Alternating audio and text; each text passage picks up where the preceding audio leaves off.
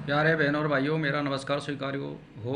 देखिए, आज हम आपके लिए बताएंगे कि आप अगर फल का खाते हैं किसी भी रूप में तो आपको क्या फ़ायदा होने वाला है।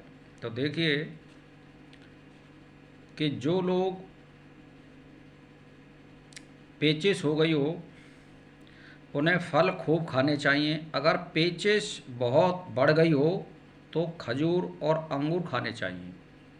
अगर आदमी भोजन के साथ फलों का व्यवहार करता रहे तो उसे बहुत रोग कम ही सताएगा। पुराने रोगों का जोर कम होकर नष्ट हो जाते हैं।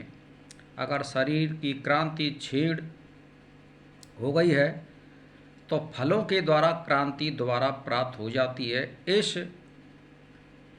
काम को के वास्ते नारंगी सबसे अच्छा फल है, यानी कमजोरी हो तो, क्योंकि इसकी मदद से खून का जरिया अंश बहुत दूर हो जाता है, यानी खून बढ़ जाता है। बहुत से अनाड़ी वैद्य कहते हैं कि गठिया रोग को फल ना खाने चाहिए या खट्टे फल ना खाने चाहिए। यह उनकी गलती है।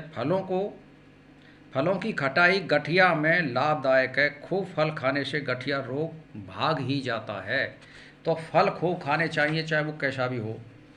यानी कहने का मतलब फलों में इंद्रिय जुलाब की ताकत आती है और वे गुर्दों के खराब मैल को निकाल देते हैं। और गुर्दे में मैल जम जाए तो फल ही खाने चाहिए। नारंगी तरबूज से यह काम खूब अच्छा होता है और पेशाब द्वारा यानी मैल निकल जाता है गुर्दे का। जैसे जिसमें आप बोलते हैं ना कि गदूद हो गई। गदूद उन लोगों के होते हैं जो फल फलारी बहुत कम मात्रा में खाते हैं। बुढ़ात में ज़्यादातर गदूद पड़ जाते हैं। क्यों? कि गंदगी किडनी में हो जाती है और वो निकल नहीं पाते हैं। जो आदमी फल खाते हैं ज़्यादा, यानी खाने के संग में या खाने के आगे पीछे, जैसे आप पपीता है, सेब है, अंगूर है, संतरा है, आदि आदि जो फल होते हैं, चीकू है, इनको खाते रहना चाहिए। हमारी किडनी की जो गंदगी होती है वो इन फलों के द्वारा निकल जाती है। देखिए, मैं आपके लिए बताऊं, आप अनार लीजिए, एक अनार के दाने लीजिए और एक सेब लीजिए और सुबह सुबह आप खाना शुरू करिए और फिर इसके कम से कम 4 घंटे के बाद आप खाना खाइए। देखिए आपके पेट में से कितनी गंदगी निकलती है। आप डेली इसको 8-10 दिन आप प्रयोग करिए। तो मेरा कहने का मतलब ये है, पेट की भी सफाई करते हैं और किडनी की भी सफाई करते हैं, गुर्दे आदि जिसको कहते हैं। तो वहाँ से गंदगी निकल जाती है। जैसे सेब, नारंगी, नाशपाती, केला, रसभरी, सहतूत, अनार, ये अजीर्ण रोग में भी बहुत ज़्यादा काम करते हैं। यानी पेट में अगर अजीर्ण हो तो उसको भी नहीं होने देते हैं।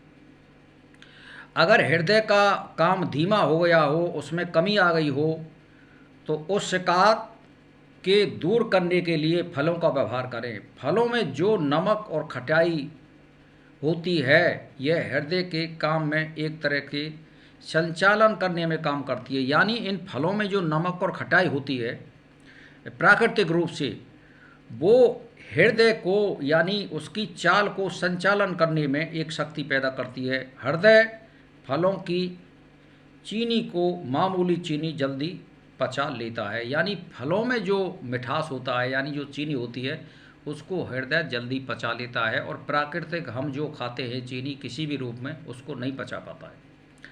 तो अब इसमें बात यह है कि जैसे मान के चलिए आपकी सामर्थ्य भाई फल खाने की नहीं है, तो आप जो सस्ते सीजन में जो फल चलते हैं उसको तो खाइए कम से कम। और आप जब रोग हो जाते हैं तो पैसा आपको लाख 2 लाख और 4 लाख भी खर्च करने पड़ते हैं। तो मेरा कहने का मतलब ये, फल आपको मौसम के अनुसार खाते रहने चाहिए। जैसे चौमासे में यानी भादों और क्वार के महीना में सेब चलती है तो सेब ज़रूर खाना चाहिए। और मार्च और अप्रैल में अंगूर का सीजन आ जाए तो आपको अंगूर खाने चाहिए, यानी 100 ग्राम 200 ग्राम डेली खाने चाहिए। और जब जैसे बेर चलते हैं फागुन में, तो आपको बेरों का भी इस्तेमाल करना चाहिए। अंगूर जब जेठ मास में वो चलते हैं तुम्हारे, मतलब अंगूर लगभग मार्च और अप्रैल में, तो अंगूर को भी खाना चाहिए। और सहसूत गर्मी में मई और जून में चलते हैं तो सहसूत भी ज़रूर खाना चाहिए।